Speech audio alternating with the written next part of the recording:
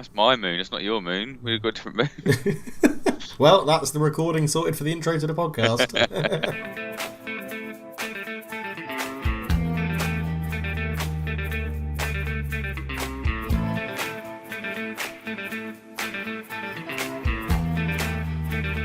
Hello and welcome back to Football Talk, the podcast. I am David Nichols, and at the other end of the Lynn is Magician. Oh, it's going so well. I mean, those first three those words first are great. 3 seconds, unbelievable. Hi everyone. Said. I'm Dave. I'm Dave. You can hear Josh. He's here in good spirits. He told me off for whistling when we first started our call, but yeah. Because no one likes a whistler. Honestly, like Your mum does. Person... Oh, Dave. Oh, sorry. Oh, Dave. Sorry. I know. Dave. I've lowered the tone. I'm sorry. But yeah, the happiest person is the whistler. Everybody else is annoyed by the whistle. It's just like, just shut up. Just shut up, whistler. And so, yeah, me and Dave... Leave us a comment. What are your thoughts on whistling? Yeah. I was about to say, had our first argument, but it was definitely not an argument. No. And I watched the film Rocket Man last night. Have you seen it, Dave? The Elton John one? Yeah. No, I haven't. It was on the plane and I was going to it, then I fell asleep. It's all right. It's a bit odd. It seems very cathartic for Elton John because he basically calls out people in his life who've been bastards to him, and then points it out to everybody to see him and goes, "Let's just forgive and forget." All right. And all right. yeah, no, I love a bit of Elton John's music, but it was the bit about argument, which I somewhat related to, is that he said him and his writing partner Bernie Taupin never had an argument. I'm like, pretty sure Bernie just never answered back. Yeah, because he was like, "You were a bastard." Yeah, fair enough. Okay, on to football. Oh, I'm cutting it off early. We've got a lot to cover. Look at this. We've got a lot to cover. So on to the football news, Joshua. What has caught your eye? So after we recorded last week, Liverpool played Manchester United. Did you wanted to talk about that? No, I'm alright. Okay, after we spoke last week, Man United played Burnley. Do you want to talk about that? No, I'm alright. I'll cover that later. Yeah. Let's talk about. Do you know what? Did you realise this about the Club World Cup? I didn't realise this about Club World Cup. It's expanding. Oh, I did read something about this. Yeah, isn't it going to be like massive as well? It's not just a little expansion. Yeah, so we spoke last week about the African nations moving, and it's moving because of a Club World Cup. So the Club World Cup in 2021, and it will be held every 4 years after that. It will feature 24 teams, 31 matches, includes the UEFA Champions League winners, the Champions League runners-up, Europa League winners, Copa Libertadores winners, and from the 4 seasons up to and including the year of event, and the remainder qualifying from the other 4 confederations. So, what happens if the same team wins the Champions League 4 times in a row? Oh, what if we had the Real Madrid issue, the old winners? Maybe just fluff it up with the other winners of other confederation stuff. I'm sure they'll just pick the richest clubs. Yeah, just invite the people that will bring in the most sponsorship and the biggest TV viewings, I guess. Yeah, it will be played in June to July, so much like a kind of a Euros or World Cup.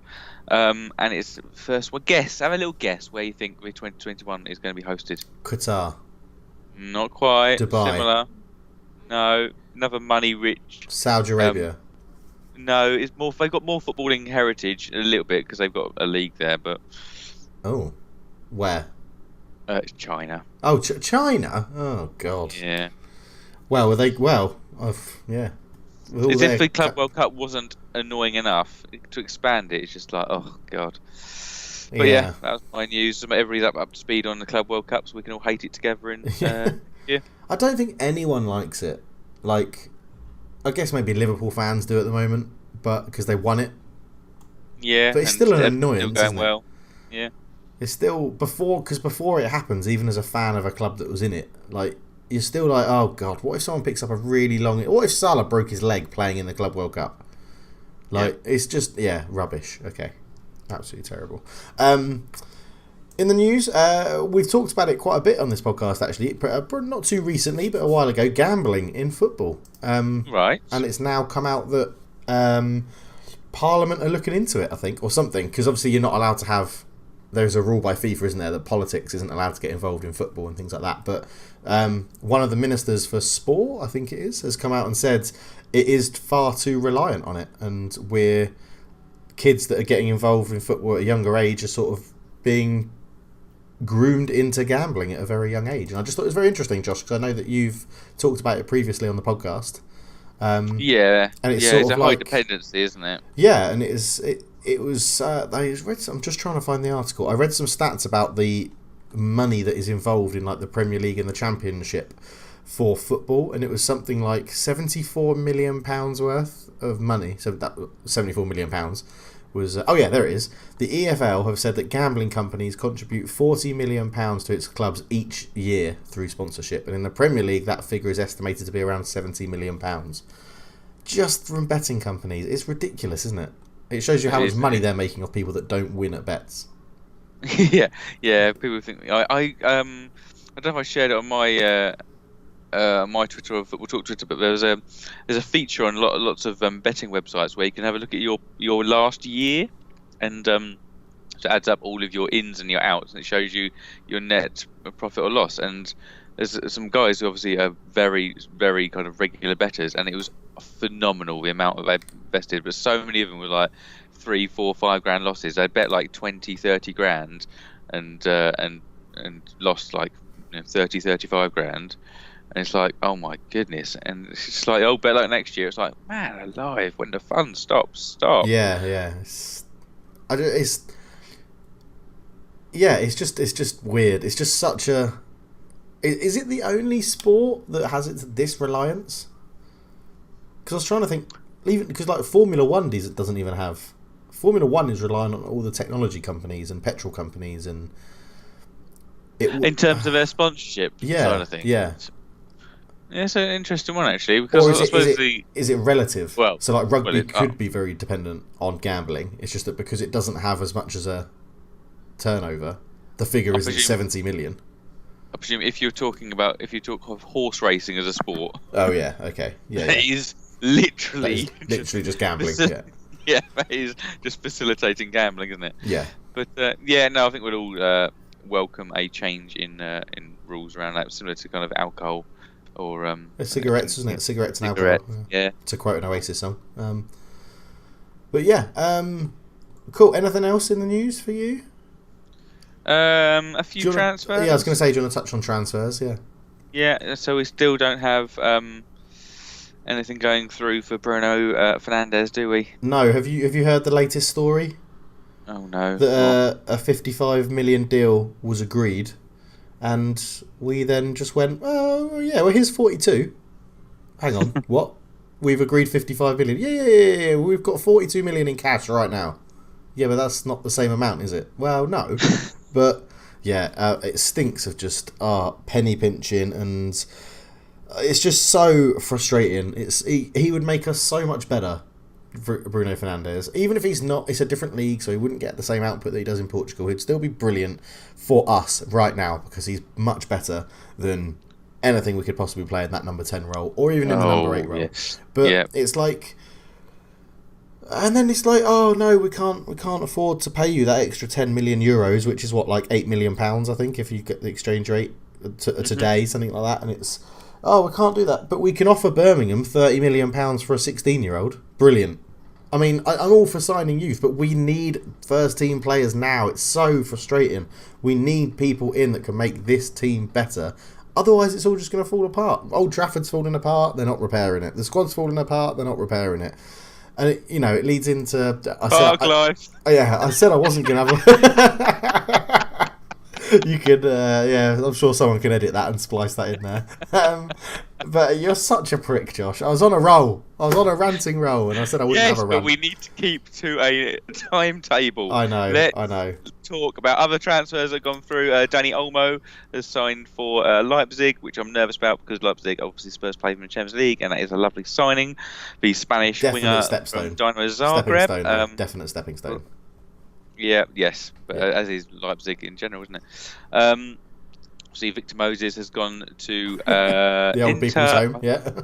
Yes, I think that Ericsson is seemingly set to follow him tomorrow, which I cannot wait for. But then there's rumours of us wanting now to reinvest that money in the January transfer window.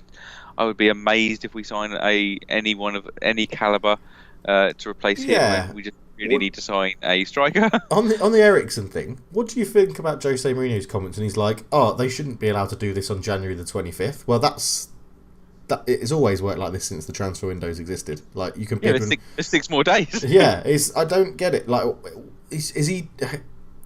I presume he's annoyed with the fact that I doubt things have really changed in the last 2-3 weeks. I mean, really, it should have been one of those 1st of January transfers, shouldn't it?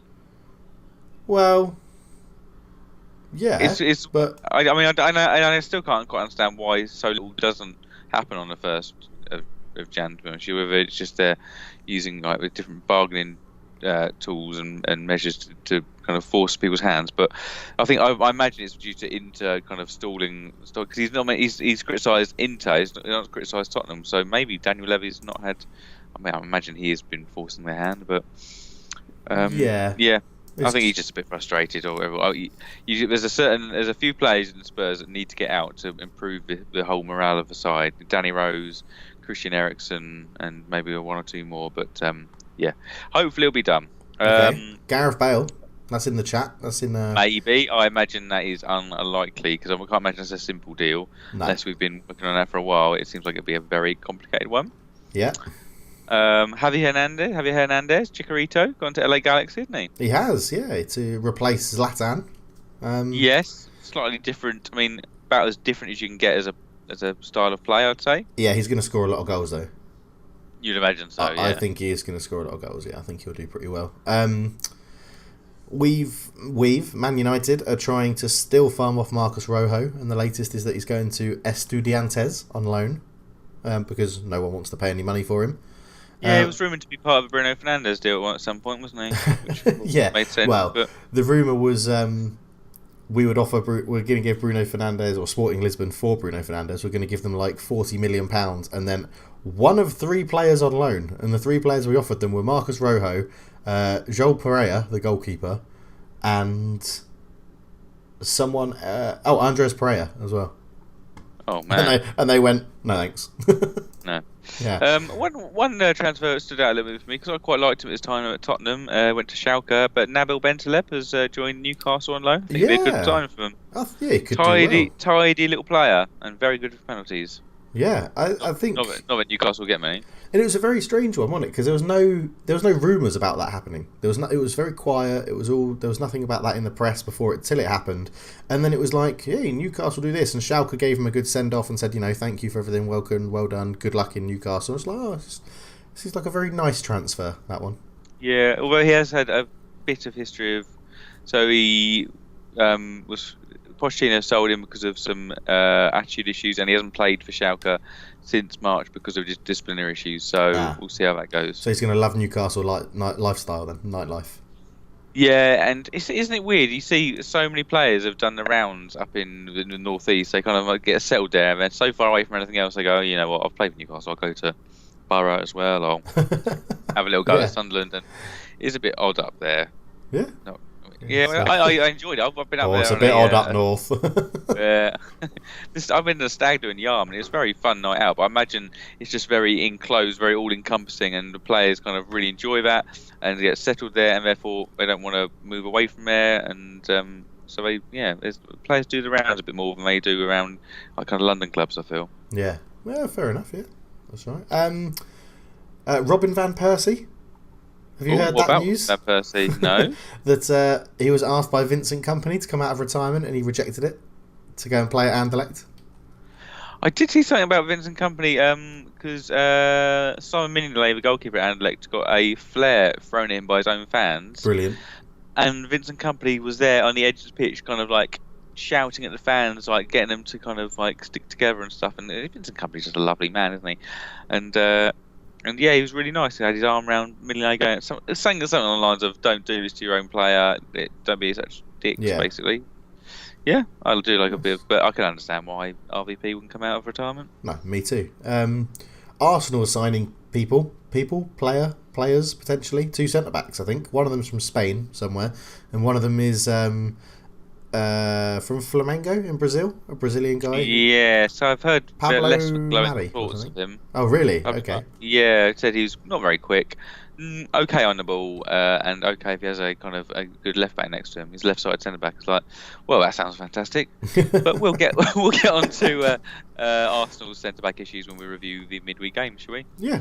All right. Are we going? One more. Okay. Erling Haaland, 2 more goals, 5 and 2. Yeah, it's annoying, isn't it? But there's no way he would have done that at United because he's actually playing with some good players at Dortmund. So. Yeah, you look at the attacking prowess, but you never know. He might have. It's actually as well. It's 5 goals in less than 90 minutes as well. It's not 5 and 2. It's 5 goals in less than 90 minutes. So, yeah, great. Where's your cut-off point? Yeah. Yeah. But all right. What's the running order? Is it quiz? Yeah, it's quiz, mate. Yeah, we'll go. So, usual format: news, quiz, reviews, Wikifiles, FA Cup talk, talking point, Super 6, back to quiz. All right. Well, let's do it. Let's do it. Right. Ooh la la la la la la la. Ooh la la la la la la la. Ooh la la la la la la la. It's quizzing time. It is quizzing time, and I'm quizzing you, bitch. Oh my goodness! And you've sent me something. I don't know what I'm looking at. Yeah, what am I looking at, Dave? This is January transfers that have happened. I'm testing your knowledge as this is the last podcast in the January transfer window, because when we come back next week on the 2nd of February, we'll be wrapping up January transfers and seeing what's happened. So these are January transfers from years gone by.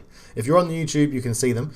Josh has a table with lots of information in it and some question marks, and he has to get the question marks. Okay, so let's. There are 15 points up for grabs, Josh. Okay, I like this quiz. This is a nice one, Dave. I like it. So we have Spartak Moscow selling to Arsenal. Well, loaning a player to Arsenal in a certain year for a certain player. We have PSG selling to Tottenham Lucas Moura in 2018 for 23 million. Correct. You have your first full answer. My pen has just run out to tick off my marks. Oh my goodness, just give me them all. We have Swansea selling to Man City for 28 million. This is Wilfred Boney. It is Wilfred Boney. Ooh, this is going to be 2016? No, we'll come back to it. Okay. We have Man City selling to AC Milan 19 million 2013 Robinho. Nope. Come back to that one. That's probably one of the toughest, which is why it's got the most information for you. Okay.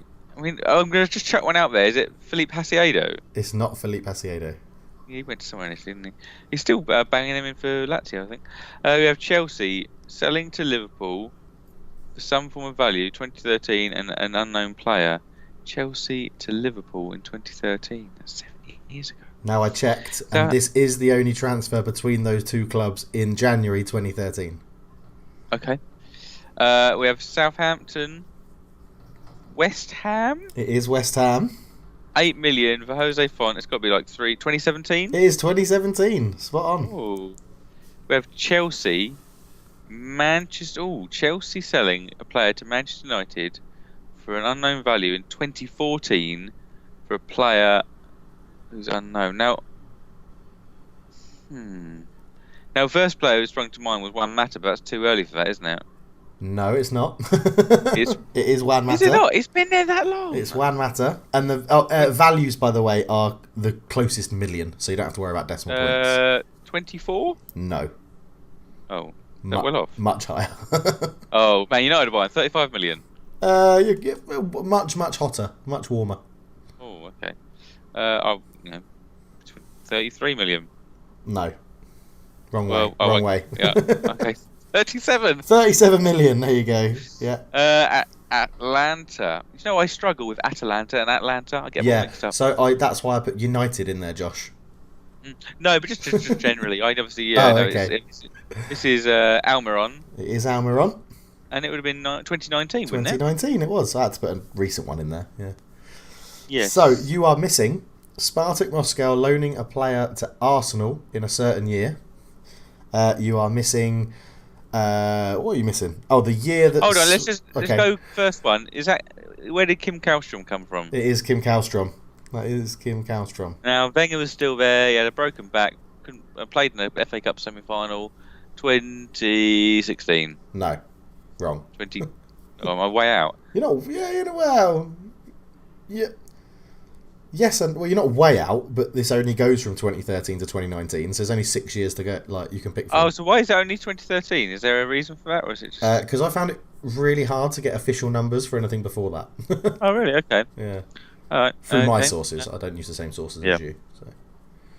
Oh, sounds like we've got people on the inside. So I don't. Yeah, we'll leave year for Kim Kallstrom. Got all of Lucas Moura. Yeah. Got.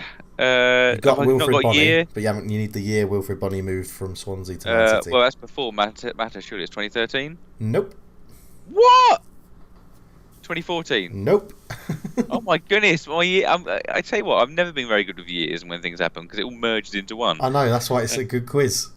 Well, yeah, not when I'm just peppering numbers. We'll come back to line it. to you. We'll come back to it. Man City selling someone to AC Milan for 19 million in 2013. I'm gonna guess this is a striker. Yeah, I'll give you a hint. It is a striker. I'll agree with that. You agree with a striker? Yeah. So they've churned through a lot of strikers. I mean, was this striker? How long was this striker drinking at Man City for? Was it a little brief foray he went there? Yeah, it wasn't a long time. He had a lot of memorable moments though. Did he? Yeah, like when I say a lot, he had memorable moments that you'll be able to reel off as soon as you get it. It's not Balotelli. It is Balotelli. Went to AC Milan from them. Why always him? Why always me? Now Chelsea to Liverpool. Chelsea to Liverpool. Now this, you know how you went. He's been there that long for Juan Mata. When I found this out, this made me think like that. He's not still there, is he? He's not still there. No, he's gone. Glenn Johnson? No, Glenn Johnson. No. Other end of the pitch. Other end of the pitch. A Chelsea player going. Oh, Daniel Sturridge. It's Daniel Sturridge. Daniel Sturridge now playing in Turkey. Now playing in Turkey. Oh, what did they sign him for? Probably in the teens again, I'd say, like 16 million. Oh, not too far off. Bit lower. Bit low, yeah, kind of like 15 million, 14. 12 million. I'll give it to you because you're 12 million. Well, that's not bad. Not a bad deal. I mean, yeah. 7 million less than Balotelli in the same window. Right. Well, there's no point in carrying this on till the end, Josh. You've only got 2 answers left to get. So, what have I got? What year did Kim Kallstrom move from Spartak Moscow to Arsenal on loan? And what year did Wilfred Bonney move from Swansea to Man City? So Swansea Man City is either 15 or 16. Which one are you picking? 15. That is correct. And 13 or 14 for Kim Kallstrom. Which one are you picking? 13. No, it's 14. Ah! There we go. Yeah, it's good. January transfers are hard, aren't they? Because yeah, and they've kind of faded away because a lot of them are kind of early days, aren't they? So yeah, I mean, not many kind of. And then one final question. Go on. Out of all of those, which was the best value for money? Almiron, no. Mata, maybe. Font, definitely not. Yeah. Sturridge. 12 million for Sturridge. Yeah, Sturridge. I'm going to go Sturridge. Yeah. I've put potentially. I'd like, but Lucas Moura. Yeah, Lucas Moura is a weird player. We'll get onto him later. He needs to pull his finger out. Well, he's not a striker. Is basically why. Yeah. All right. Let's okay, move that's on. The quiz.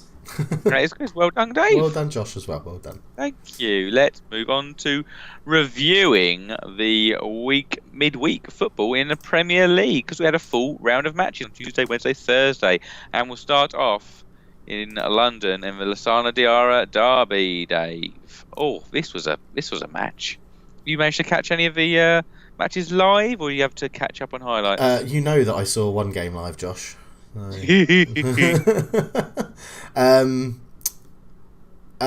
didn't. I've caught up on highlights. I haven't watched anything else. So because obviously not. They're at stupid times, aren't they? So. Yeah, 2-2 Chelsea Arsenal, and I mean XG. I'll chuck my XG in there, 3.3 to 0.6, and wow. So let me talk you through my thoughts on this game. This was one. I just want to mention that Arsenal's Twitter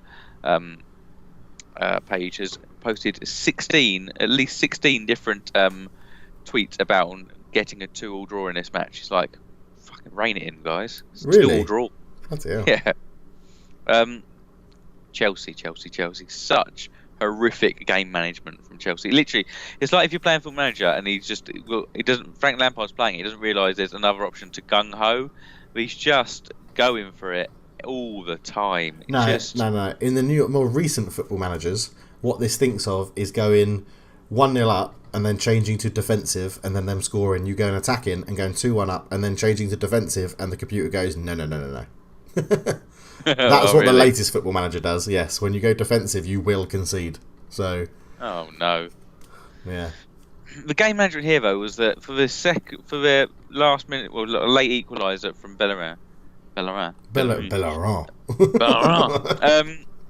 Chelsea had at least 2 opportunities to put the ball out of play because Abraham had just got injured against the advertising warning about 5 minutes earlier, and Chelsea fans were booing Arsenal not putting out, but the ball was turned over a couple of times and Chelsea did absolutely naffle with it. And where do they find themselves? They find themselves with Abraham on the edge of the box, having to get out to Bellerin to block the shot, can't get out, and he fires it low into the corner. Silly Chelsea. Yeah. And after all, you think, okay, well, you look at it, you go, we're playing Arsenal at home, should have been a win. Arsenal at home against 10 men, should have been a win. Arsenal at home with 10 men, with them having Mustafi and Xhaka in defence, really should have been a win. 100%. And it would have put them very safe in 4th as well, because of other results. Yeah. So, yeah, I mean, how many roads does a man walk down before he realises Shadran Mustafi shouldn't be playing in the Premier League? Yeah. What a shocking back pass. It is basic stuff as well. You could have taken a touch and let it drop if you weren't comfortable playing that volley, but I would say I'm starting to be converted by Martinelli. I loved his goal. I love the fact that Kante absolutely shat the bed. Did his best Gerrard impression, slipped there. That was beautiful. But for highlights for me, was David Luiz cam, a little cam in the I saw that. Obviously, I didn't see the game. So, yeah. Like watching a teenager playing FIFA or something, very weird. Don't really think that was unnecessary. And also the fact that the ref completely lost control. The last 15 minutes, it was kind of like Battle of the Bridge. Challenges were going in. It was a really enjoyable game actually, especially the last kind of half hour was very enjoyable. Okay, that's the annoying thing with watching highlights. You don't really pick that up. So no, but the draws keep coming for Arsenal. And the inconsistency keeps coming for Chelsea. It leaves Arsenal in 10th, I think, is it? I think they're still 10th. Yes. 10th, Chelsea 4th, obviously.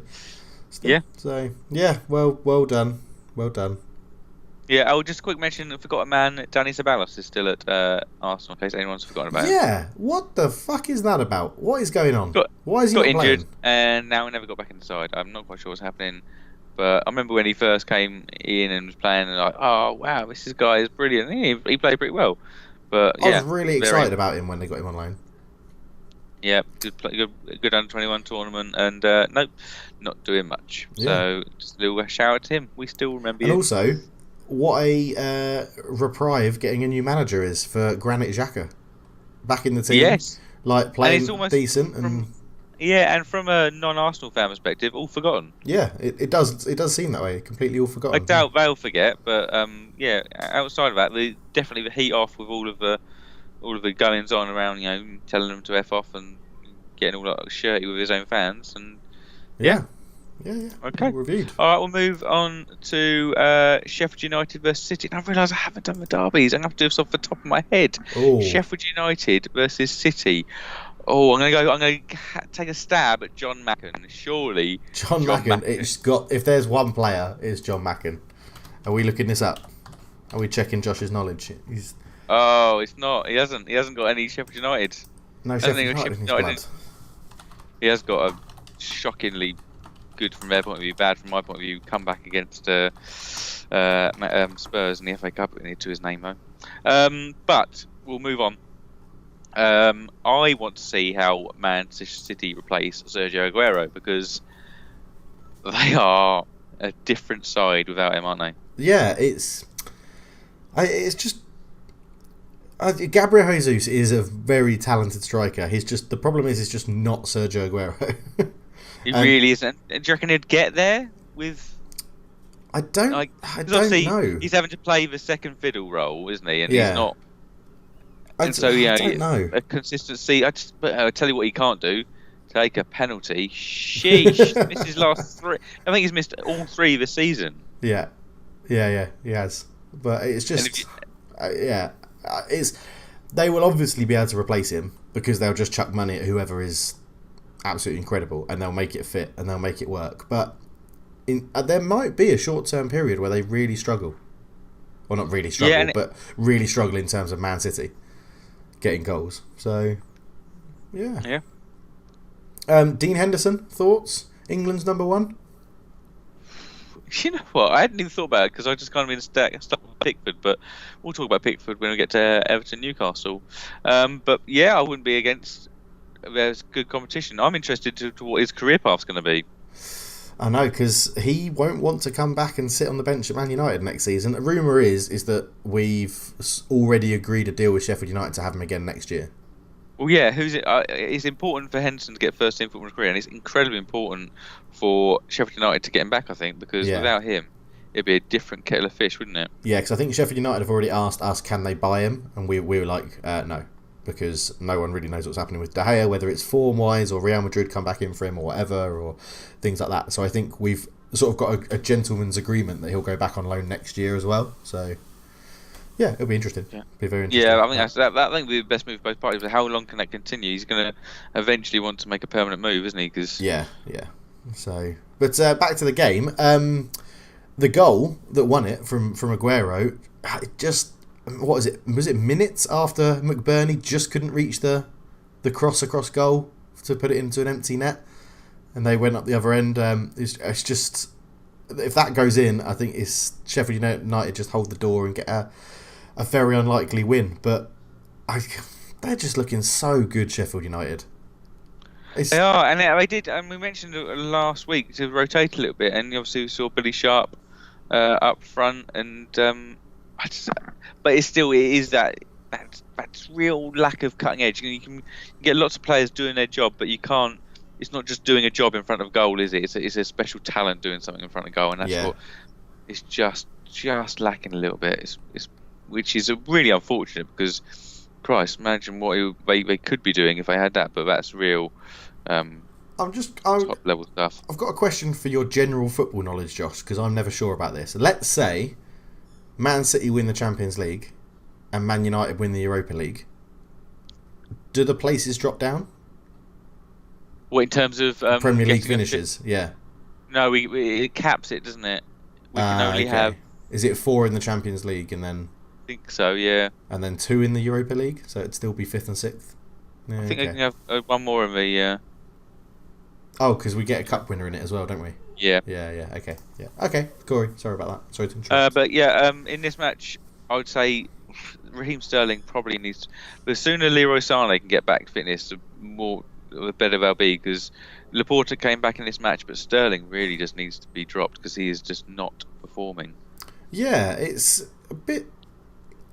Is it just the sort of player he is now that you think he's going to go through these really good patches, like purple patches, bad patches, purple patch, bad patch, or was it a positive blip that he was scoring all those goals, or is this a blip was it a one-off? Yeah. So, what do you reckon? What do you think of? I think a lot of people were surprised at how well he was doing, so I'm going to put it to be positive blip. Positive blip, because I think he's very fortunate to be playing in this side. He plays to his strength, the kind of low balls crossed in. He's not having to do a lot of technical work scoring those goals. I think as soon as Guardiola leaves or the style of play changes, he'll run high on confidence when he's doing in that positive blip. But yeah, he's not. He's not suddenly going to be an elite goal scorer. No, and he'll lose his place as soon as Jadon Sancho signs or Leroy Sané's back. So. That'd be amazing. I'd be amazed to see Sancho go back. Yeah, it would be quite funny. But yeah. All right. Let's move on. So City obviously keep pressure up, but there's no pressure at all. It's done. getting fourth place in top four, isn't it? Let's go to the Everton Newcastle. This will be Alessandro Pistone, Duncan Ferguson. Duncan Ferguson, Paul Gascoigne. Yeah, got them all, didn't we? Now this was a 2-2 as well, except this was crazy. Yeah, my goodness. Now, the more it happens, Dave, the more I chuckled to myself the fact that we called him out for it being unsustainable, but he sent back scoring goals. Yeah, I know. Dave got slated on our YouTube channel, and Newcastle pulled this back with 2 goals in the 94th and 95th minute from centre back Florian Lejeune. And oh man, that was just. What do you think about that, Dave? I couldn't believe it. I just couldn't. Mental, isn't it? It's just mental. I mean, he took the goals. One of them as well. The sort of his first one, semi-bicycle kick, like sideways scissor kick. Took it very well with good reactions. But I don't understand how you let that happen as a team. As the winning team. To give it some context as well, Newcastle, their first shot on target was the 86th minute. When they won, they had 7 defenders on the pitch, no strikers, and 1 winger. That is the fans. I mean, there's 100% some Newcastle fans left before those 2 goals went in. Oh yeah, 100%. 100%. Yeah, 100%. Okay. It's just ridiculous, absolutely ridiculous. And wasn't it 93 minutes to be played? Was it 3 minutes extra time to be played, but someone got injured, or was it a long? Oh really? Was it? Or it was something like that. It was something like there was it went into injury time, and I think someone got injured in injury time, so they had to extend it or something. And it was good on them for actually extending it, because so many times well, how have you got to that conclusion? What I don't understand is how can a Premier League team take kickoff and give the ball away so quickly that the other team scores a minute later? What in that pressure situation? Do you know what I mean? Yeah, You're 2-1. It's 2-0 up. It's gone 2-1 in the 94th minute, and you know there's only a minute or so left of injury time, and you know that if you get the ball and just pass it round the back, the referee will probably just go, yeah, whatever. Like I don't understand how a Premier League team can lose that ball, because they're not going to chuck. Newcastle did not chuck like 8 people on the halfway line and just make them sprint at whoever had the ball. They kept a bit of a shape and still, and Brucey was probably like, "Well, I'll take 2-1 after that performance. It was terrible. Like, all right, yeah, let's just run around a bit until the end of the game." But how can it's just mind-boggling how Everton couldn't hold the ball or at least do something with it for 1 minute. But yeah, it's. I mean, we acting like we're annoyed, but I imagine Everton fans are absolutely distraught with this. Oh yeah, because they played well as well. They played very well.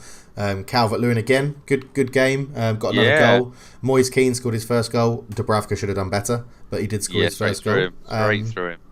But yeah, I mean, would you put again? I said Dean Henderson, possible England call up and England number 1. Would you put Calvert-Lewin at least in the squad for the next England? Yeah, I think he'll be one that he'll be named in that big squad. You know, the kind of 35-man squad as well.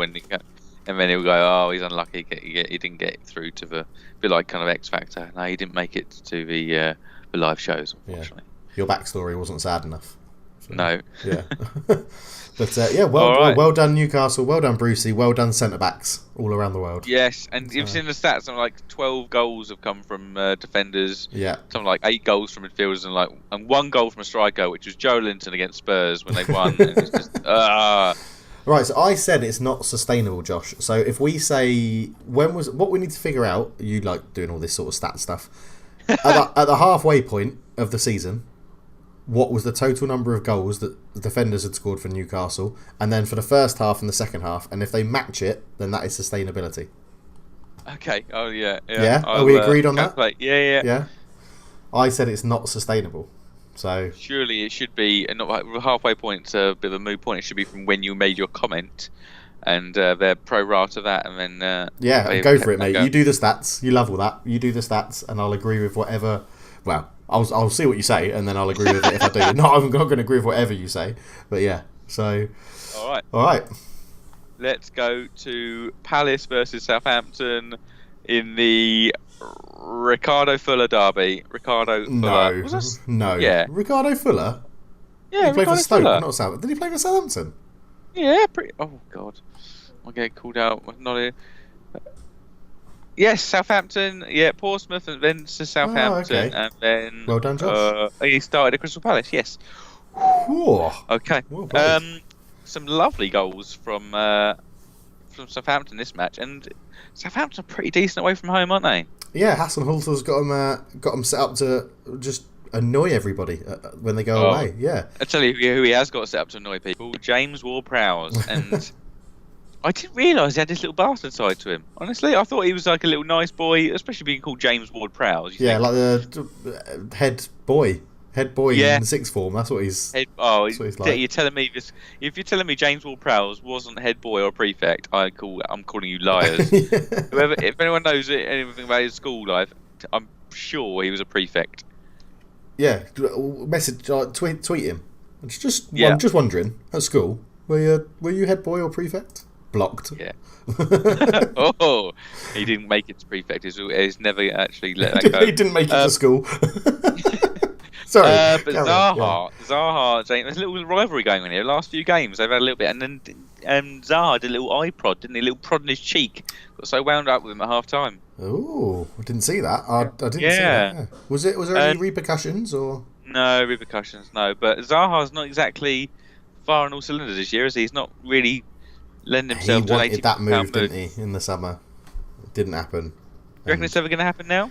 I don't think that sort of value. I think he will move though. I think he'll move in this summer coming up, and it will still be a reasonable amount, probably be like 40 million, because people can rely. I think clubs will look at it this season as isolation on what he's done previously for Palace. Mm-hmm. So yeah, and he still performed somewhat, hasn't he? And he does get wound up a little bit, but I think it doesn't help his game playing for Crystal Palace. I think he could do a lot more for other sides, but yeah. But this win put Southampton above Palace. Southampton are in 9th, Palace are in 11th. They are in an Arsenal sandwich. They are. Yes. Is that a good sandwich or is it? No, it's not great. It's got a bit of a bitter taste to it. Oh, okay, yeah. Yeah. We'll move on to Villa versus Watford in the Ashley Young. This is standard textbook Ashley Young derby. Yeah. And oh my, the excitement at the end of this. And Watford got absolutely served for time wasting here. Watford were time wasting, and then when do Villa get their winner? The 95th minute. And how sweet is that for a fan to know that you've done that? And I had in the post-match interviews here because Ezri Konsa fired in the winner, but I hadn't realised he'd taken a deflection of Tyrone Mings. So in the interview afterwards, he gets told that it's not his goal. And really, I didn't know that. Yeah, and it reminded me. Do you remember the incident with Jeff Shreves talking to Branislav Ivanovic after the Champions League semi-final, and he tells Ivanovic, almost with fucking glee in his voice, was like, "Oh yeah, so you're suspended for the Champions League final," and Ivanovic was completely unaware. It's like, "Fuck, right, Jeff, come on, man, have a heart." And he was Conte was gutted. I think it might have been his first goal for the club. I think it must have been. Yeah, but that win chucks Villa into 16th and Watford back into 19th. So all the good work that Pearson had done, it's coming unstuck a little bit. It's just fading away a little bit, which is, I mean, the Premier League is a series of it's concertina. A team goes into good form and a team goes into bad form. At that point, there'll be the distance between them, but that good form will not continue all season, and that bad form probably won't continue all season, so they'll just ebb and flow again. So Watford have obviously clawed the points back, and they were up high, but they'll come back down low, and you need to be there when the final whistle blows, don't you? That's it. That's the thing. And credit to Villa playing without a striker.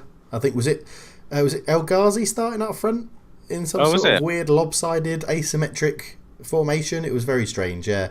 I think they sort of had, because their new striker, the guy from Genk, I can't remember his name at the moment, but he's still waiting on his international permit, so they still don't have a striker. And I think it was like El Ghazi sort of playing like a right wing forward with Grealish in the number 10 role, so Grealish had like no one directly in front of him. It was very bizarre, but as long as they've got Grealish on the pitch, their whole attack gets linked together.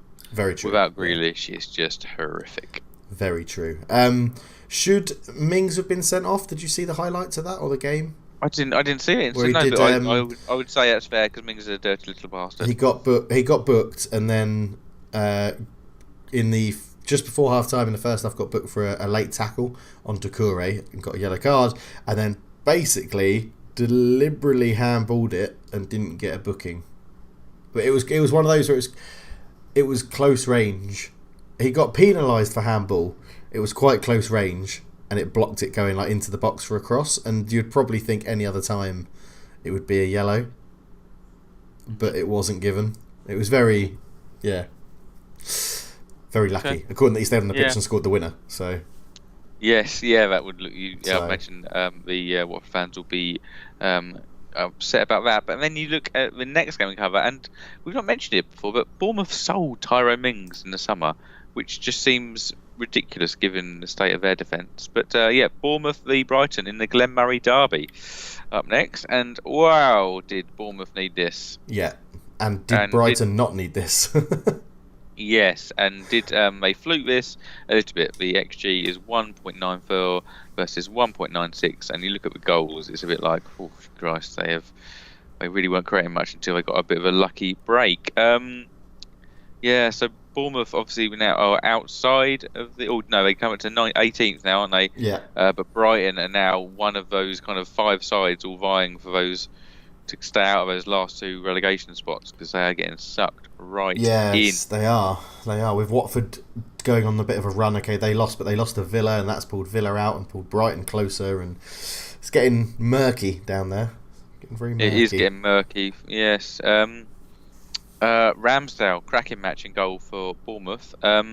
We spoke about Dean Henderson, outside bet for the Euro squad for Ramsdale. I'm not sure, because I think Pickford will definitely go, but whether he's first choice or not, I don't know. I think Henderson will go, and then I think you take an experienced sort of older goalkeeper, but not like a Pope or a Heaton or someone like that. So Heaton will be out, won't he? Pope. Oh yeah, Heaton will be out. Inexperienced internationally. Yeah. God, it's bleak, isn't it? In Ben Foster. Is he retired? I think he's retired. It might be then, yeah. Imagine if our 3 keepers... Joe Hart. No chance. He's done, Joseph Hartridge. Come back in. Yeah. But anyway, back to the game. Scoreline flattered Bournemouth, but I tell you what, Bournemouth fans will be very happy to see is Callum Wilson. Confidence is back after he got his first shot on target since November last week. Yeah. He's now back in the goals, 2 goals, and I think he just looked a different player after that. One goal. 2 goals, didn't he? No, 1 goal. Harry Wilson, own goal. Callum Wilson. that own goal, I don't know. It looked. It's been given to Pascal Gross. That's it. As an OG, yeah. Okay. All right. Okay. So, but yeah, Callum Wilson's first goal in 16 league games. Yeesh! No wonder you're down in 18th. Yeah, I mean, that's Bournemouth's problem. Is that their top goal scorer is Harry Wilson with 7, and we've played 24 games of the season. So. Yeah. Yes, and he's not even their player next year as well, which is something. Oh yeah, they're buying him.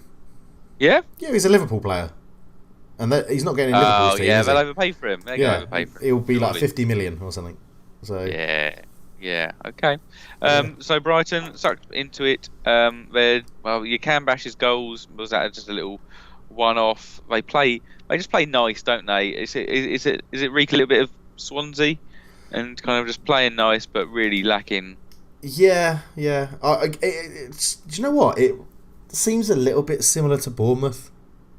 Like, Bournemouth play some okay football. They pass the ball around quite well. Brighton do that as well, but they're just not lethal. There's no one up front that really scares you. Bournemouth have that with Callum Wilson when he was in that good run of form. But I think Bournemouth, it's very Swansea when they lost Wilfred Boney. To Man City in 2015. Yeah, exactly, yeah. So, but yeah. I mean, pick your 3. Who do you want to go down? Not who do you think, but who do you want to go down out of Brighton, Villa, West Ham, Bournemouth, Watford, Norwich? I was about to ask you the same question. I've got them highlighted on the BBC Sport page as questions. So I'd like to get to end as it is. Actually, I'd like to see Bournemouth and Watford go down, please. With Norwich, obviously. Yes, with Norwich, obviously. Yeah. As much as I would like to see West Ham go, you think I'd like to see West Ham go down? I don't really. They've got some good players. I don't mind watching them play, but Bournemouth have just been overachieving, and Watford just offered me nothing. They don't seem to have that long-lasting players, have that character you can kind of associate with the club. And you really hate Giardini. Yeah.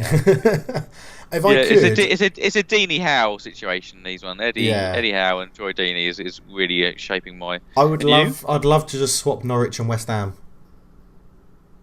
Okay. Little family club, Norwich. Keep them up. West Ham have been shit for years. Bringing back David Moyes was an error. David Gold and Sullivan and knobheads. Add Karen Brady to that. Karen Brady West Ham as well. Really need to change ownership, but yeah. I think that's more likely to happen if they stay up. Okay, we'll move on to United versus Burnley in the Phil Bardsley derby. Oh yeah, we've got I'm not ranting. I said I posted on Football Talk Twitter. I think Dave's gonna have a rant, and I've behaved myself and not. I ranted a lot to my wife when I went to bed at 4 o'clock in the morning or whatever it was, 5 o'clock in the morning. Okay. Let me just take you through some bits. No. Let me just talk you through some bits. Since Ole took over as full-time manager, his record is 1-11, drawn 9, lost 12, collected 42 points out of a possible 96. That, if you pro-rata it, would be a 50-point season, and last season would have got you 11th. Brilliant. 11th. Yeah. Is that... I'm not ranting. Okay. He's really shit. He shouldn't be in the job, but I don't think with the board we've got and the players in that squad and the fact that they're not spending money and they're not willing to spend money that everybody knows they should spend. No one could come in and do it. Poch could come in and Poch would get playing a style, but the players that are there wouldn't be an improvement. He probably wouldn't finish 11th. He would probably finish 5th. Ole more than likely is going to finish 5th, 6th or 7th this season. It might go lower. If it goes lower, he'll get sacked. I still think he'll be replaced at the end of the year. If we lose to Tranmere, he'll be gone, I think, if we lose to Tranmere. You reckon? Yeah. Okay. And it worries me that the known favourite after that is Gareth Southgate, so... Oh, surely, why wouldn't Poch take that job at that point? Well, I think it's this thing with Poch's agreement when basically he got sacked by Spurs. The fact that you have your payout and you don't get it. Yeah, he has to. Yeah, he doesn't get it if he takes a new job before the end of the season.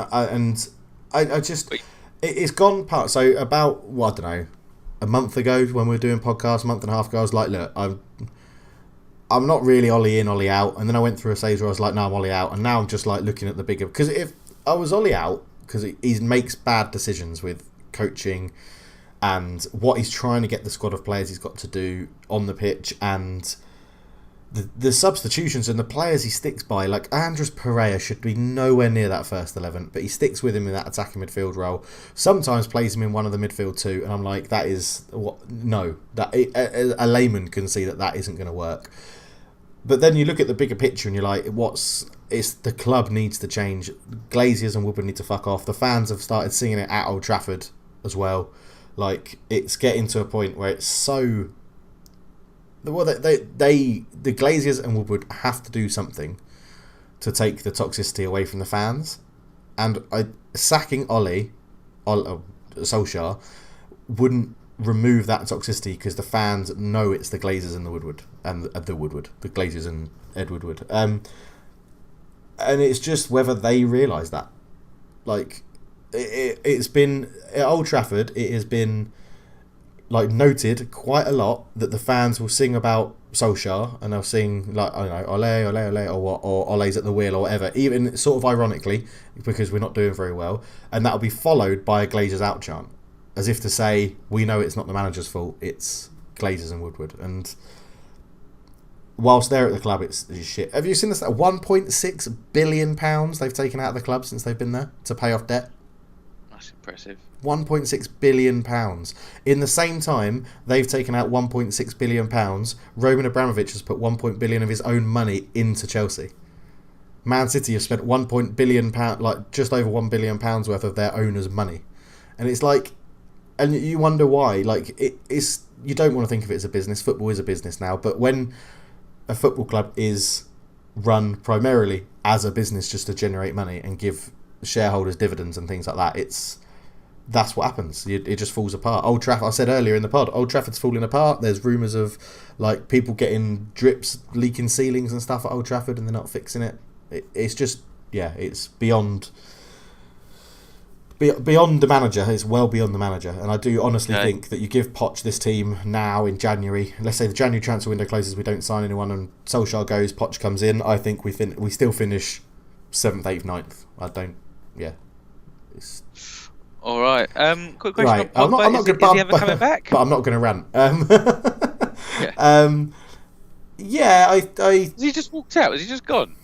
No. Well, he's had loads of. I don't mind. I really rate Paul Pogba as a player, and I don't mind the fact that he wants to leave. He's done it in a fairly good manner. The injuries are annoying, but it's not like, oh, he's got this ankle injury, and then you never hear anything. He had an ankle injury, and he's had surgery on it, and you know the videos proved he had surgery on it and everything like that. It's not. I think he will be back. Yeah, I think he will be back. I don't believe he's played his last game for Man United. Whether that's hope or not, I do think he'll be back. So. All right. But the game was fucking dreadful.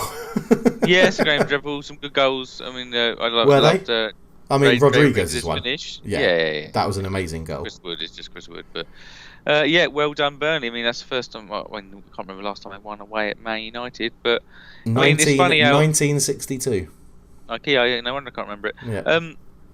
Yeah, I mean, it's funny how quick the season's turned, isn't it? Burnley, we were talking about relegation probably about 6 weeks ago, and now, you know, beating Man United away and kind of outside of that zone of teams in the fighting to the bottom. I did see after this game. I did see a funny tweet from. Josh Ball? No, they're very rare. They're like rocking horse shit. They are. It was from one of the writers. It might have been BBC, it might have been Ornstein or someone like that. And it was like, if you, oh no, he's at the Athletic now, isn't he? If you want to know how you'd look in 30 years' time, just take the Man United manager's job, because my God, has Ole Solskjaer aged? Like considerably from when he took it on to now. And after this game was the first press conference he's done where he hasn't really tried to put like a positive spin on anything, or smiled or anything like that. This is where he's sort of like, yeah, this was shit. It's sad to see like the stress, like the stress that people are under, and it affects them physically. It's a mental strain, but it affects them physically. You think, fucking hell, like obviously we both work, and stress can be high in just like our levels of work, but when it's on that level, it's just a different kettle of fish. And I think I actually feel sorry for people who are under that much stress, because it's not a good. Do you think this is where it takes the piss that the manager is paid less than all the players? Oh, absolutely, but the players are under immense stress as well, though. Yeah, but oh, come on, they are. No, I know they are. Incredible amount of stress. I know they are, but they're not. The players, they're not held accountable, are they? Yeah, they're not on the. Yeah, exactly. They're not. They're under a lot of stress with what they do on a day-to-day basis, but they're not under stress. That, like, look at Chelsea. Look at Chelsea when they like Hazard and that, like, just stop playing and Mourinho got sacked. Absolutely, they're under stress to both get results, but only one of them can really be sacked. But I mean, sacking isn't the worst thing happened to a manager. I imagine Pochettino's probably not having the worst life at the moment, getting a big old payout and. Oh yeah, look at. Mourinho's made something. Isn't Mourinho's made like £46 million because he's been sacked from his last 3 jobs or something? Yeah. I mean, it's not bad, is it? But no, but it's still not a nice situation to be in, isn't it? Yeah. And you feel a weight of the world on your shoulders. So yeah, I feel very, very sorry for anyone under that much stress, because it's not nice as a person who's gone have stressful jobs and things like that. It's not a nice situation to be in. Lack of sleep and your body creaking, your mind creaking. So yeah, I agree. I agree. One final thing: Harry Maguire should never been made club captain.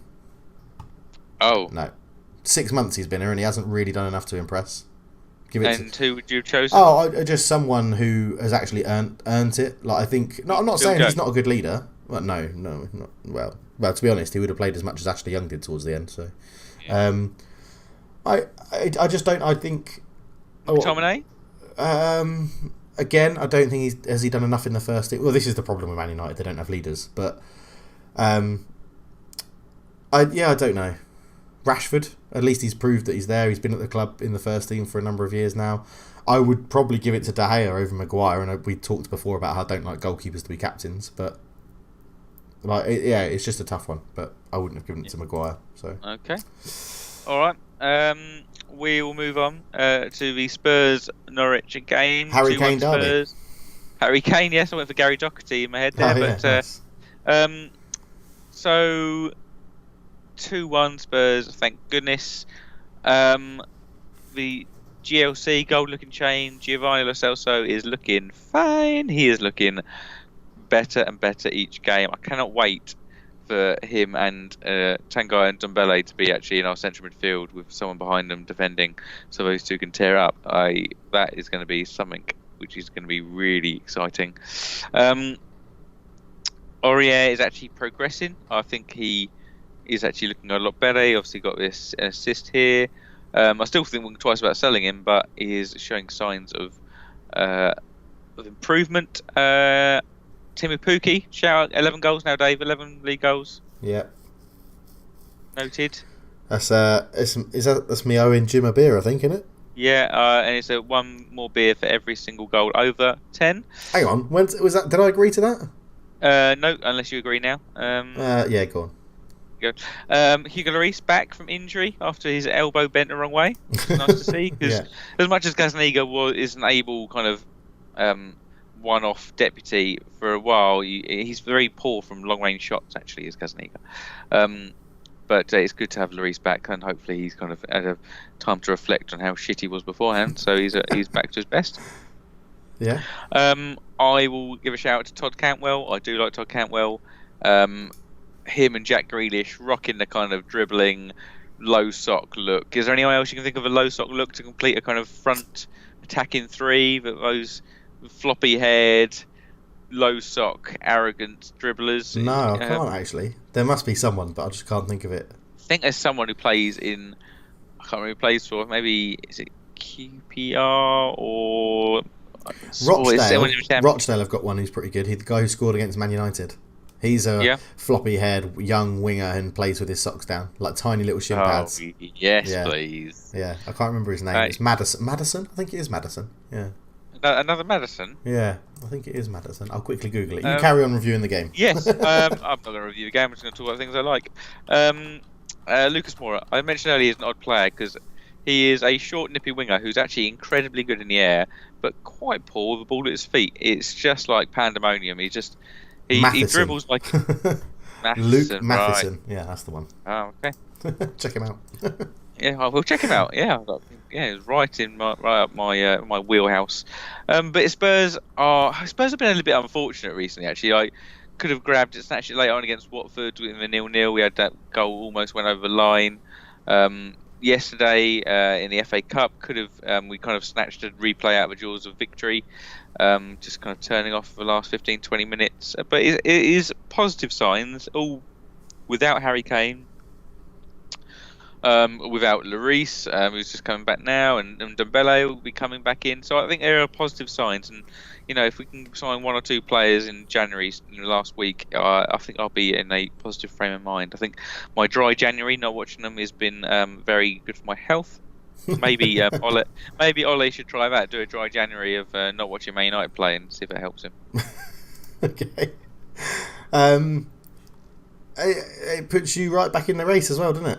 It does put us right back in the race, and it's going to be a very interesting top four race, to be honest with you, because some big games coming up. So Leicester and Chelsea both have some tough matches coming up. I think Leicester. I can't remember. I think Leicester have got Chelsea, Wolves, and City in the next three matches. Yeah. And so they're kind of 8 points ahead of Chelsea. And I think Chelsea obviously have got Leicester in that, and then they've got us and someone else in the next three. if things go the right way, that could become a real old, similar to the relegation battle, 2 spaces up for grabs, and probably a number of sides who feel they can get it. So that should be really fascinating. Yeah, very true. Because Wolves are well in there as well. Oh, absolutely. Yeah, it's just we'll touch on them in the next in a couple of matches' time, because they were at home to Liverpool, weren't they? But we'll move on to Leicester versus West Ham in the Norberto Solano derby. He played for Leicester? Yeah, he played for Leicester. I don't remember. Yeah, he got With his around a trumpet. bit, didn't he? Yes, he loves the trumpet. Yeah. Yeah. Oh, West Ham. West Ham are shit, aren't yeah. they? Fucking hell. Like super shit. Like, we spoke about them a few weeks ago, thinking they weren't in 17th, but they're in 17th, right amongst it. Yeah, it's just. It's just rubbish. It's just rubbish. It's just rubbish from West Ham. West Ham's next fixtures: Liverpool, Brighton, City, Liverpool again, Southampton, Arsenal, Wolves, Spurs, Chelsea. West Ham had 2 shots on target, and one of them was the penalty that they scored. Like, that's dreadful. Absolutely dreadful. I said before, when he was appointed, I thought it was the best career decision he'd made so far. I'm starting to regret that decision. Yeah. Maybe he is as well, because I just think I thought the West Ham they've got a better squad, but they're still in the absolute mire, aren't they? Yeah, they really are. They really are, and they could very easily get dragged further. They do have a game in hand, which if they win would go on 26, but that's against. Oh no, they don't. No, they don't. They played Wolves, didn't they? Did they play? No, Wolves? they do have a game in hand. They've got a game in hand. The Liverpool game is a game in hand. Ah, okay. Oh yes, yeah, that's it. Yeah, sorry. Which they're going to lose. So. Yes, yeah. Leicester seems to be getting back to their best. Shout out to Ricardo Pereira. I would say him or Trent Alexander-Arnold, best right backs in the Premier League. It makes me sick in my mouth when I think that Spurs didn't sign him, signed Serge Aurier instead. I don't know what we were thinking. But Vardy came off injured in this match. Apparently wasn't too serious, but you never know. Maybe downplaying it, but if it is out for a period of time, Jose Perez, can he step up to it? He stepped up here. Yeah, can he step up? I do. I think he can step up. Obviously, he won't. He's not an out and out goal scorer like Vardy is. They were not exactly the same player, but I do think he can step up and cause a nuisance for defence, and he'll know exactly what he needs to do in that. I mean, Brendan Rodgers is a he's a good tactician, a good manager. So obviously we have Ian Acho there as well. Yeah, exactly. So I think they'll be okay. They'll and Ian Acho. Yes. They've got enough goal scorers, I think, or people to put the ball in the back of the net anyway. Not as consistently as Vardy, but they've got enough people that can do it. Mm-hmm. No. Okay. Yeah. So it'll be the next few games will be very interesting for both sides. Will West Ham get themselves out or really confirm themselves in a relegation battle, and will Leicester start throwing away their top 4 solidity and make it a real battle there? Yeah. Okay, move on to Wolves Liverpool and the Ints derby, isn't it? I think both players played for Paul. Definitely Paul. Yeah. So Christ, it's just ridiculous, right? So again, similar to Matt, I did the old maths on the pace. Chelsea are on pace for around 64 points. Liverpool have 67 points. Liverpool could stop playing and still finish third. It's just that's stupid. Yeah. Fucking hell. Liverpool will win the title within 9 games if they keep winning. It's just it's almost like, where will they win it? Because I imagine City will drop points in that time. Do they have a chance to win it at City? They have a chance to win it at City, and I think they also play at Goodison that time. Oh. So if City drop some points in that time, there could be a chance to win it at Goodison Park. Where would Liverpool fans most like to win it? At Goodison, at the Etihad, or at Anfield? They would want to win it at Anfield, I think. Yeah. Yeah. First Premier League, win it in front of your home fans. I think is what you want to do. Yeah, that'd and be then a big second would be Everton. Invasion. Yeah. Yeah, I wouldn't give a shit about winning at Etihad, I don't think. No. So, yeah, I mean, they just keeps on going, doesn't it? 84th minute winner, Firmino. Bosh. Hasn't he done something stupid, like not scored at home? He hasn't scored at Anfield in his last 10 goals or something? Really? Ridiculously, yeah, in the league. It might not even been in the league. It might be. He scored against Spurs at the Lane, but not the Lane, yeah. Yeah, it's a very stupid stat. But then I understand. You know, when you said a couple of weeks back, you were like, it's just not... Boring, It's boring, Liverpool. boring Liverpool. I still don't think Yeah. it's boring, because you've got to appreciate how they're playing it. But I do understand a bit more about what you mean about it's not the Man City fluidity that won the league and the appreciative of that sort of football. But... Or the Liverpool a few seasons ago, it's Yeah. just more effective, isn't it? And it's it's surprisingly dangerous from free kicks and corner. I mean, Trent Alexander-Arnold corner, bang, Henderson goal. And I think they're second top scorers from set pieces after Newcastle. And they're also, I read the other day, they employed that throwing coach. Yes. They are now they retain possession so much more from throw-ins now. It's not just about the goal scoring from it. It's actually just about retaining possession. They were one of the worst. Now they're one of the best, and it's just those little fine margins can all put them over the edge. Do now this may be taken by Liverpool fans to be a bit of a harsh thing to say, but you know how when Ajax did so well in the Europa League and the Champions League and their team gets ripped to shreds, does Liverpool's front three get bitten to pieces by the likes of Barcelona, Real Madrid, etc.? I'm talking because you take one of them out and it is not as good, is it? It's nowhere near as good. Salah, Firmino, Mane. And there's always talk of Salah going to Madrid or Barcelona eyeing up Mane, Barcelona eyeing up Firmino.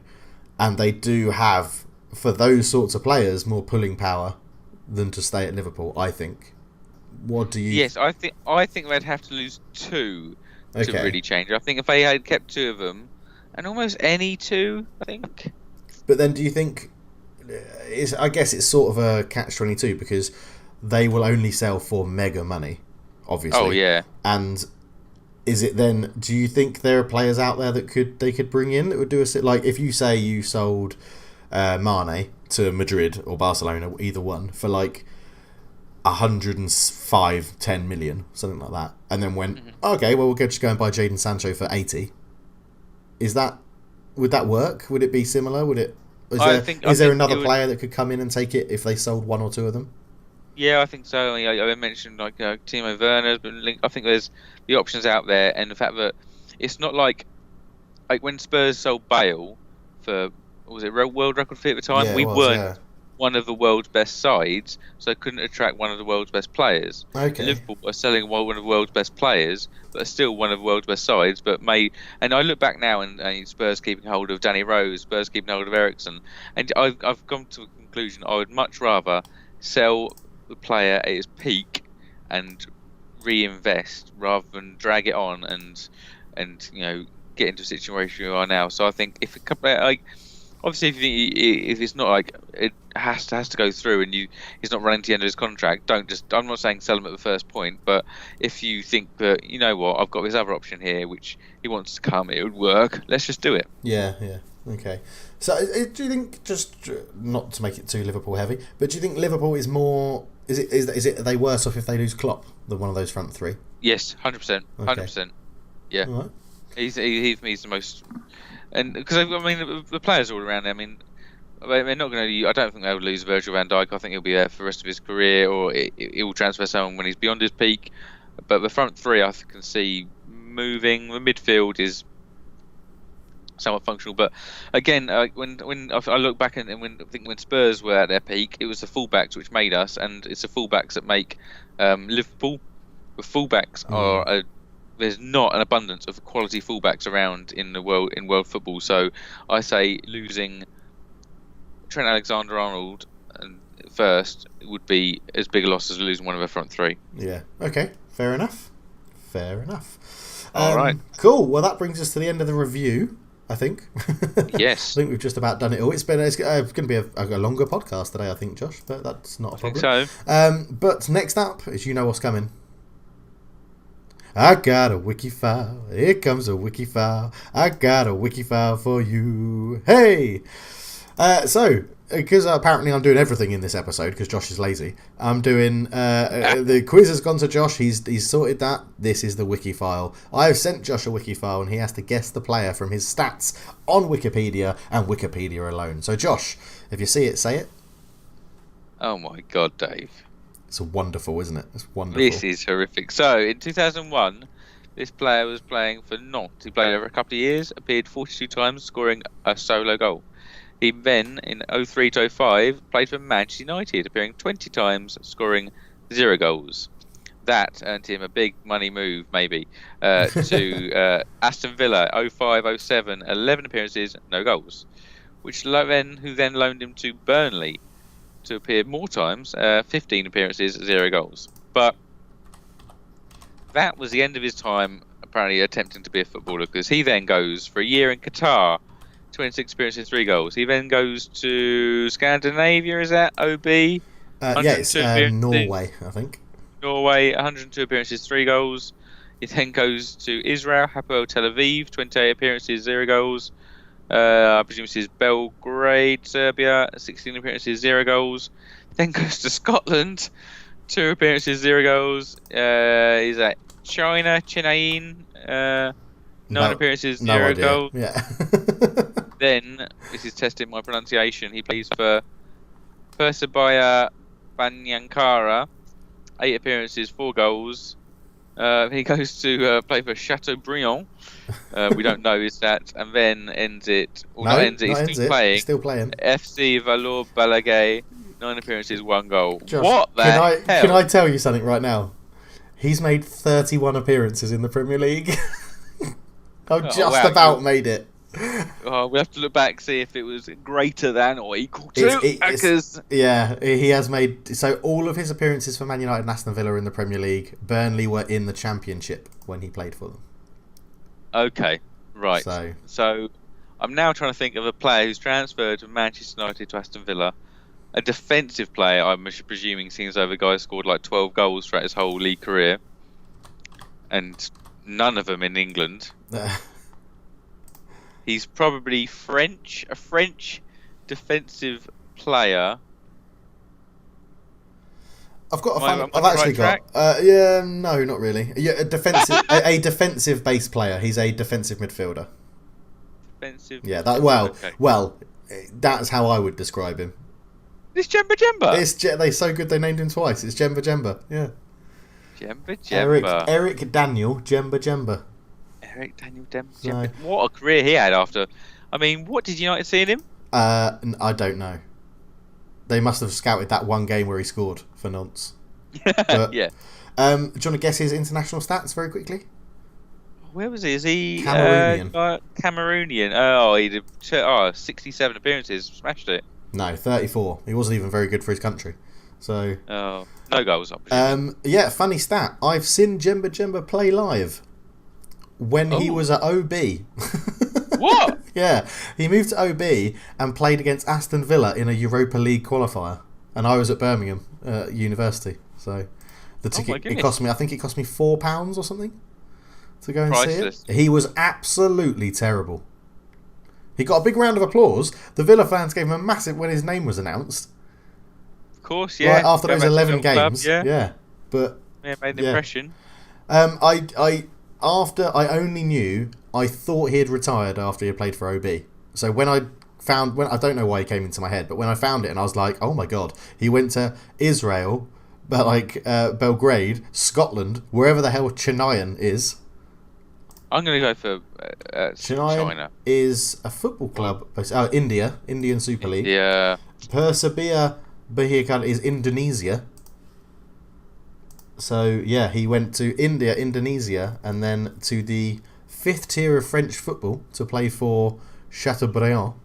Yeah, that's known for something. That's known for some food or drink, I think. And his current team don't even exist in Wikipedia. They have no link. So yeah. How old is he? He's got to be like kind of 40. He is 38. Yeah. Cameroonian 38. Yes. There you go. But yeah, Eric Jemba Jemba, everybody. Oh, Cleberson and Jemba Jemba. And to be honest, I thought Fred was going to go that way, but Fred has actually really impressed me over the last few weeks, few months. I said Fred would become good this season. I don't know if he's quite come good of £52 million, but yeah, he's getting better. He is getting better, Fred. Yes. Cool. All right, let's move on, and we've got Have you got a Super 6 update? I have got a Super 6 I update. can give you an update. I did it twice this time. I did it. I put them in. Total points 0. Yeah. Fucking shocking. Total points 0. Did not call this FA Cup week at all. No. Absolutely shocking. So yeah. And Samuel Bettany got 11 points, 3 results, 1 score. So well done there. But yeah, shocking from us there, Dave. The FA Cup's a mixed bag. It's hard to tell because and it's we've just got to pretend we know about football to host a podcast. We don't actually have to know about it. No, so, yeah. So obviously yesterday in the FA Cup we had Slaven Bilic's West Brom beating West Ham. Yeah. Which, adds to their woes. Revenge of the manager. Yes, it's all looking very bleak, isn't it? Leicester through. Did you see Dennis Pryat's pre-assist for that? I'll check that out if you haven't, Dave. I haven't. No, I'll check that out. Oh, check that out. It's one of those low drill ones across the pitch. You think someone's surely going to intercept this, but yes. The old daisy cutter where it skims across the surface. Yeah, love it. Diagonally cutting it through. Yeah. Burnley out. Norwich beat Burnley, didn't they? And Joe Hart got a little run out yesterday. Yeah. Do you think Norwich will be happy with that, or do you think they would rather just focus on the league? Yeah, I'm not sure. Is a cut run good or bad? I think morale, but more games. Yeah, I think it'd be a nice distraction, bit of life relief, maybe carry some form into it. So yeah, I think maybe there's some positives take out of it. Yeah. And a couple of replays. Obviously, Newcastle go to a replay. Spurs, Southampton go to a replay. Again, Giovanni Lo Celso looked good. Son finally gets a goal. But yeah, it's the replays I want to cover because Jurgen Klopp has suggested scrap replays give lower division teams home advantage. Oxford manager said FA Cup replays be sacked. They do that in Belgium. Players are at breaking point. It's changed this year, isn't it? Because the FA Cup from 5th round onwards, will be played midweek. Extra time and penalties be used instead of replays from here on in. But I'm up for it. I'm up for the scrapping replays. The thing is, I think because replays are obviously so now Oxford are going to get Newcastle in a replay. That's a lot of money for Oxford. So I think if you are going to scrap them, you do have to do something where the lower league team gets favourable advantage.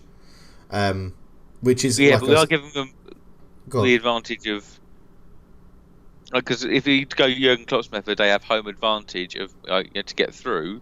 They don't have home advantage. Then therefore they have away advantage of gate receipts. It's kind of like, what do you want, monetary or footballing advantage? Well, no. Well, yeah, okay. Yeah, interesting. I didn't think about it like that. Yeah, because they'll probably make more money from splitting half of the gate receipts at a game in Newcastle than filling their stadium. Yeah, and then going through to the next round. Yeah. Yeah. Okay. It's a thinker. Yeah, something needs to be done because replays don't really help because it's now going to be messing up the somewhat winter break that some clubs get, don't they? Because Spurs will have that 2 weeks off, but we'll have to play. Yeah, that's true. Yeah, I forgot about that because the replays are in this phantom winter break that we've introduced in February. Yes. So, yeah. Okay. So today we have Man City Fulham. I imagine that's going to go Man City's way. Yeah. Man City's like to take competitions very seriously. Tranmere United, you already mentioned. Ole out if they lose. Yeah. Yep. I think he will go. Will they lose? I'm not as confident as I should be for playing a team that's only scored 7 league goals or whatever it is this year. So was that more than United have in 2020? Thank you, Josh. Shrewsbury v Liverpool is the other match today. I imagine easy. Well, I don't know. For Liverpool. Yeah. Easy. Okay. Man United Tranmere 2-1 United. 2-1 United. Tranmere to score first. Greenwood to score 2 because he'll start. So, All right. Anything else you want to cover, Joshua? I don't think so. That's me done and dusted. All right. Well, thank you very much for listening, everybody. You can check us out on the social medias. Twitter, you just got to go and search for us at Football Talk. But remember, there's no A in football. Thank you for listening for all of the different platforms. And if you're worried about, you might be missing something out, you can find us on YouTube. Just search for Football Talk. That's where we originally started. I'll have our whole back catalogue on there. You can find us on Spotify and SoundCloud by just searching for Football Talk and looking for our little green logo. We'll be delighted to hear from you if you want to leave any comments. But thank you for now. That doesn't make sense. I was doing so well. Thank you so much for listening. We're out for now. Cheers. We bookended this nicely.